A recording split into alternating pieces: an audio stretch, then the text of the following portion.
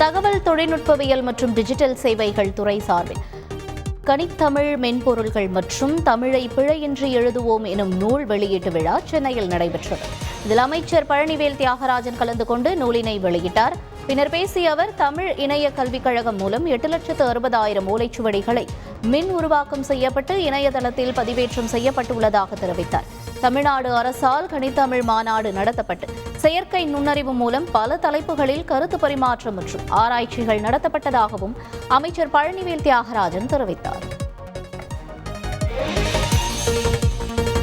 பிறந்தநாள் வாழ்த்து கூறிய குழந்தைக்கு சாக்லேட் முன்னாள் அமைச்சர் KC வீரமணி வழங்கி மகிழ்வித்தார். திருப்பத்தூர் மாவட்டம் ஜோலார்பேட்டை பகுதியைச் சேர்ந்த முன்னாள் அமைச்சர் KC வீரமணி தனது பிறந்த நாளில் பல்வேறு கிராமங்களுக்கு சென்று அதிமுக அடிப்படை உறுப்பினர்களுக்கான அடையாள அட்டையை வழங்கினர். நிகழ்ச்சியின் முடிவில் குழந்தை ஒன்று ஹாப்பி பர்த்டே தாத்தா என்று மழலை மொழியில் கூறியதும் உற்சாகமடைந்த KC வீரமணி அந்த குழந்தைக்கு சாக்லேட் வழங்கினார்.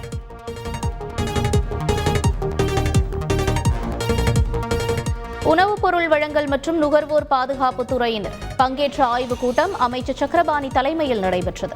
அப்போது பொது விநியோக திட்ட பொருட்கள் அனைத்தையும் ஒரே நேரத்தில் வழங்கிட அமைச்சர் சக்கரபாணி உத்தரவிட்டார்.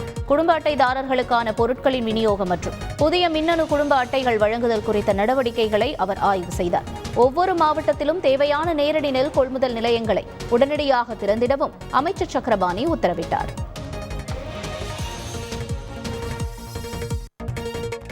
தூத்துக்குடி மாவட்டம் கோவில்பட்டி அருகே குத்தகைக்கு எடுத்தவர்கள் நிலத்தை தங்கள் பெயருக்கு மாற்றித்தரக் கோரி மிரட்டுவதாக பாதிக்கப்பட்ட மாற்றுத்திறனாளி பெண் மாவட்ட காவல் கண்காணிப்பாளர் அலுவலகத்தில் புகார் அளித்துள்ளார். பிள்ளையார்நத்தம் கிராமத்தைச் சேர்ந்த மாற்றுத்திறனாளி பெண் ஆஷா என்பவர் அளித்த புகாரின் பேரில் நிலத்தை குத்தகைக்கு எடுத்து மிரட்டி எழுதி வாங்க முயன்ற லீலாவதி மீது போலீசார் வழக்கு பதிவு செய்து விசாரணை நடத்தி வருகின்றனர்.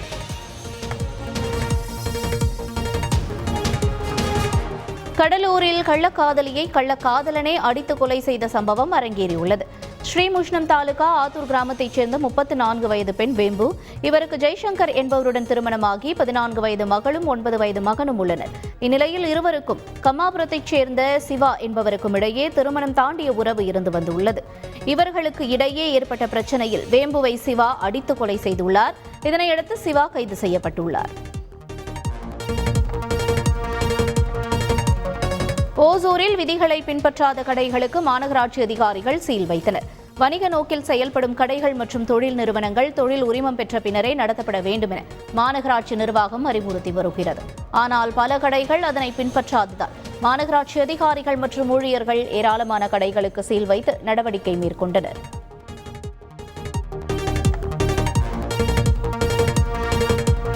தஞ்சையில் தமிழகம் மற்றும் கர்நாடக விவசாயிகள் இடையேயான கலந்துரையாடல் நிகழ்ச்சி நடைபெற்றது. இதில் தமிழகம் மற்றும் கர்நாடகத்தைச் சேர்ந்த தலா 25 விவசாயிகள் கலந்து கொண்டனர். இதற்கு தமிழகம் சார்பில் PR பாண்டியன், P. ஐயாக்கனு ஆகியோர் தலைமை வகித்தனர். கர்நாடகம் சார்பில் கர்நாடக விவசாயிகள் சங்க தலைவர் குருபுரு சாந்தகுமார் தலைமை வகித்தார். இந்த கலந்துரையாடலில் மேகதாது அணை மற்றும் ராசிமணல் அணை தொடர்பான சாதக பாதகங்கள் குறித்து கருத்துக்கள் பரிமாறப்பட்டது. கன்னியாகுமரி மாவட்டம் கொல்லங்கோடு அருகே இலங்கை அகதியை போலீசார் கைது செய்தனர். வள்ளவிளை மீனவ கிராமத்தைச் சேர்ந்த பெண் ஒருவர் இலங்கை அகதிகள் முகாமில் தங்கியிருந்த ஜார்ஜ் வாஷிங்டனை கடந்த 2011ஆம் ஆண்டு திருமணம் செய்தார். இதையடுத்து அகதிகள் முகாமிற்கு செல்லாமல் வள்ளவிளையில் மனைவியுடன் தங்கி டெம்போ ஓட்டும் தொழிலில் ஜார்ஜ் வாஷிங்டன் ஈடுபட்டார். அதே முகவரியை பயன்படுத்தி ஆதார், ரேஷன் அட்டை உள்ளிட்ட ஆவணங்களை பெற்றதோடு சட்டவிரோதமாக பாஸ்போர்ட் எடுத்துள்ளார். இதுகுறித்து உளவுத்துறை அதிகாரிகள் கொடுத்த தகவலின் பெயரில் ஜார்ஜ் வாஷிங்டனை போலீசார் கைது செய்து சிறையில் அடைத்தனர். சென்னை ஆவடி அரசு மருத்துவமனையில் போதிய மருத்துவர் மற்றும் பணியாளர் இல்லாத காரணத்தால் நோயாளிகள் கடும் அவதிக்கு ஆளாவதாக குற்றச்சாட்டு எழுந்துள்ளது. மறுமதிப்பீடு செய்யப்பட்டு கடந்த மார்ச் 15ஆம் தேதி ஆவடி அரசு மருத்துவமனை திறக்கப்பட்டது. இருப்பினும் போதிய பணியாளர்கள் இல்லாததால் சிகிச்சைக்கு வருவோர் நீண்ட நேரம் காத்திருக்கும் சூழல் ஏற்பட்டுள்ளது.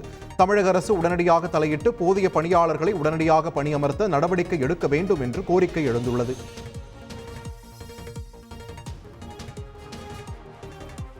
புதுச்சேரி மின்துறை தலைமை அலுவலகத்தை முற்றுகையிட்டு 100க்கும் மேற்பட்ட அதிமுகவினர் ஆர்ப்பாட்டத்தில் ஈடுபட்டனர். கடந்த ஜூன் மாதம் 16ஆம் தேதி முதல் முன்தேதியிட்டு மின்கட்டணம் வசூலிக்கப்படும் என்று மின்துறை அறிவிப்பை வெளியிட்டது. இந்த அறிவிப்பை எதிர்த்து அதிமுக மாநில செயலாளர் அன்பழகன் தலைமையில் அதிமுகவினர் ஆர்ப்பாட்டத்தில் ஈடுபட்டனர். மின்கட்டண உயர்வை குறைக்க நடவடிக்கை எடுக்கப்படும் என்று மின்துறை தலைவர் தெரிவித்ததை அடுத்து கலைந்து சென்றனர்.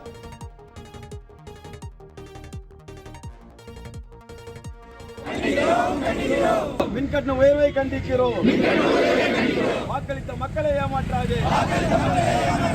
மோசடி செய்யாதே. மோசடி செய்யாதே.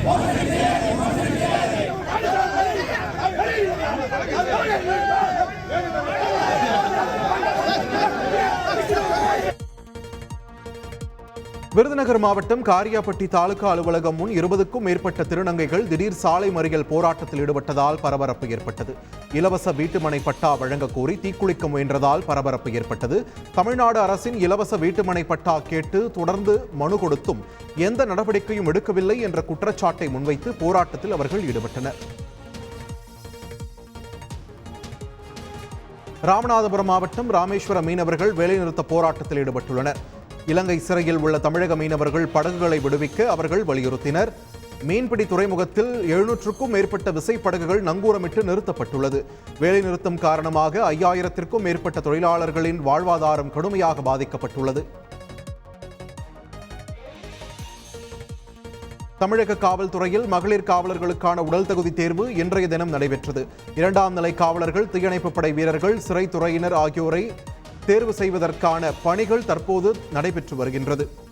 அதன்படி இன்று பெண்களுக்கு முதற்கட்டமாக சான்றிதழ் சரிபார்ப்பு, உயரம் சரிபார்ப்பு, ஓட்டப்பந்தயம் உள்ளிட்டவை நடைபெற்றன. இவற்றின் மதிப்பெண் அடிப்படையில் அடுத்த கட்ட தேர்வுக்கு தேர்வர்கள் அழைக்கப்படுவார்கள்.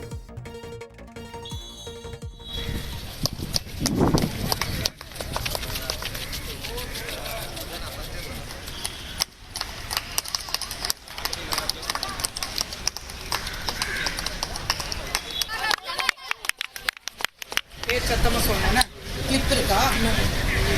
பேர் என்னம்மா? சங்கீதா. அப்பா பேரு தேவேந்திரன். செய்திகளை உடனுக்குடன் தெரிந்து கொள்ள உடனே சப்ஸ்கிரைப் பண்ணுங்க.